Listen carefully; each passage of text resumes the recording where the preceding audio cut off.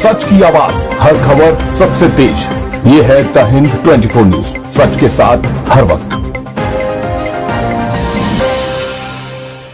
नमस्कार, आप देख रहे हैं द हिंद 24 न्यूज और मैं हूं आपके साथ साक्षी निर्वाण। आइए नजर डालते हैं आज की कुछ खास खबरों पर। લોકશાહીમાં ચૂંટણી વખતે અપાતા વાયદાઓ જ્યારે જુઠ્ઠાણા સાબિત થાય ત્યારે જનતાનો આક્રોશ કેવો હોય તેનું જીવંત ઉદાહરણ કામરેજ તાલુકાના શેખપુરમાં જોવા મળી રહ્યું છે। હરિદર્શન સોસાયટીમાં પાણીના ટીપેટીપા માટે તરસતી મહિલાઓએ હવે આરપારની લડાઈ લડવાનું નક્કી કરી લીધું છે। ભાષણબાજીથી પેટ ભરાયું, હવે પાણી જોઈએ। સોસાયટીના રહીશોનો સીધો અને વેધક સવાલ છે, ચૂંટણી વખતે હાથ જોડનારા નેતાઓ અત્યારે મોઢું કેમ છુપાવે છે?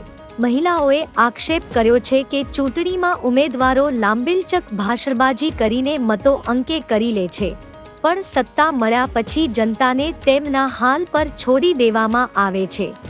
પાણીની સમસ્યાનું કોઈ નિરાકરણ ન આવતા આજે મહિલાઓએ સોસાયટીના પ્રમુખ નુભાઈ ચૌહાણ પાસે ઉગ્ર રજૂઆત કરી ન્યાયની માંગ કરી છે। પ્રમુખ નુભાઈ ચૌહાણે તંત્રને ખુલ્લી ચેતવણી આપતા જણાવ્યું છે કે જો આગામી દિવસોમાં પાણીની સમસ્યા હલ નહીં થાય તો 200 થી વધુ મહિલાઓ સાથે મળીને ત્રિસ્તરીય આંદોલન કરવામાં આવશે। પડાવ 1 શેખપુર ગ્રામ પંચાયતનો ઘેરાવો, પડાવ 2 કામરેજ તાલુકા પંચાયતમાં રજૂઆત, પડાવ 3 સુરત જિલ્લા પંચાયત ખાતે વિરોધ પ્રદર્શન। નેતાઓના ખોટા વાયદાઓ અને તંત્રની લાપરવાહી વચ્ચે હરિદર્શન સોસાયટીના રહીશો પીસાઈ રહ્યા છે। શું આ માત્ર એક સોસાયટીની સમસ્યા છે કે પછી આખી પંચાયતની કાર્યશૈલી પર સવાલ છે? જો જનતાને પાયાની સુવિધા માટે પણ રસ્તા પર ઉતરવું પડતું હોય તો વિકાસના દાવાઓ માત્ર કાગળ પર જ રહી ગયા હોય તેવું જણાય છે। ये आपको नाम मनुभाई चौहान, हरिदर्शन सोसायटी।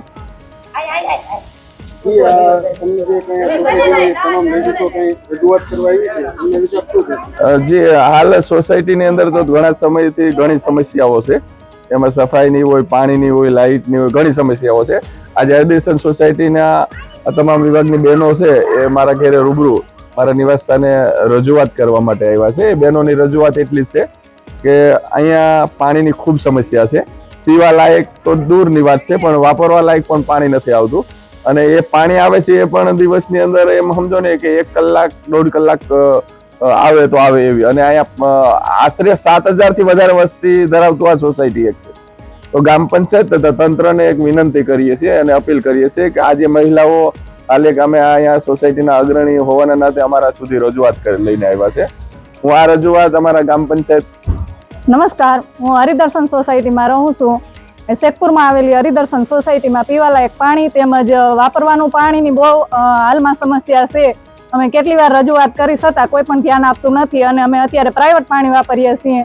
પ્રાઇવેટ પાણીનું અમારે દર મહિને 250 રૂપિયા, પહેલાં 200 રૂપિયા બિલ હતું, અત્યારે 250 રૂપિયા બિલ અમારે ભોગવવું પડે છે અને 2 ટાઈમ મોટર અમે બાળીએ ત્યારે અમારે છે ટાંકા પાણીના ભરાય છે, બાકી પાણી આવતું નથી અને નાવા લાયક પણ પાણી નથી, રસોઈમાં ઉપયોગ કરી શકીએ એવું પાણી નથી અને પાણી બહુ ખરાબ આવે છે, ખારું પાણી આવે છે, અતિશય ક્ષારવાળું પાણી આવે છે।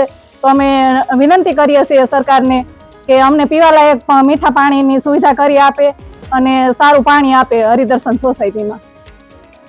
સરપંચનું જ્યારે ઇલેક્શન થાય છે, જે સરપંચ આવીને કોઈ देखते रहिए द हिंद 24 न्यूज।